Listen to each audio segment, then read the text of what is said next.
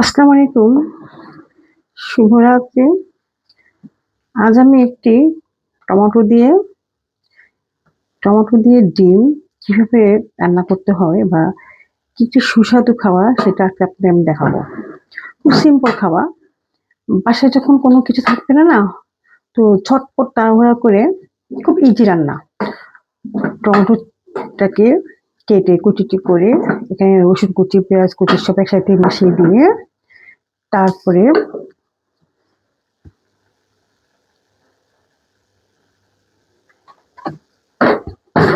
তারপরে মসলা মসলা তেমন লাগে না, যেমন নর্মাল যে মসলাগুলো আমি ব্যবহার করি সেগুলি। তো ধনিয়ার গুঁড়া, হলুদের গুঁড়া, মরিচের গুঁড়া। হুম, তো এটা যখন আমি মশলা দিয়ে কষাবো, এটা যখন একদম থেতলে বা গলে যাবে, তারপরে আমি এখানে ডিম ছেড়ে দেবো।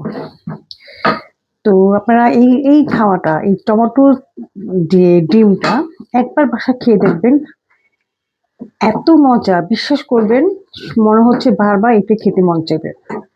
তো মাঝে মধ্যে আমি এটা করে খাই, ভালো লাগে। এই যে দেখুন, টমেটোটা কেমন গলে একদম মিহিন হয়ে গেছে। তা এটার মধ্যে যদি আমি এখন এই ডিমটা ঠিক এইভাবে ছেড়ে দিব, এটাকে নাড়া যাবে না, কিছু করা যাবে না, এটা ঠিক এইভাবে এখান থেকে সেদ্ধ হয়ে যাবে।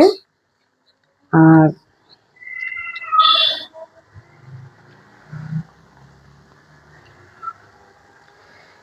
ঠিক এভাবে খেতে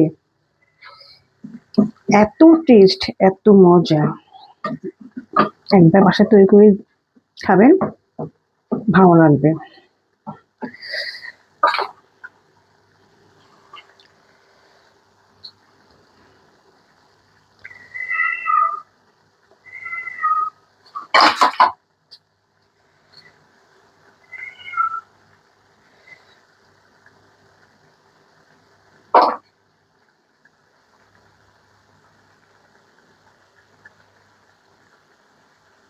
তো এটা আর একটু ঝোল শুকাবে, মাখা হয়ে যাবে।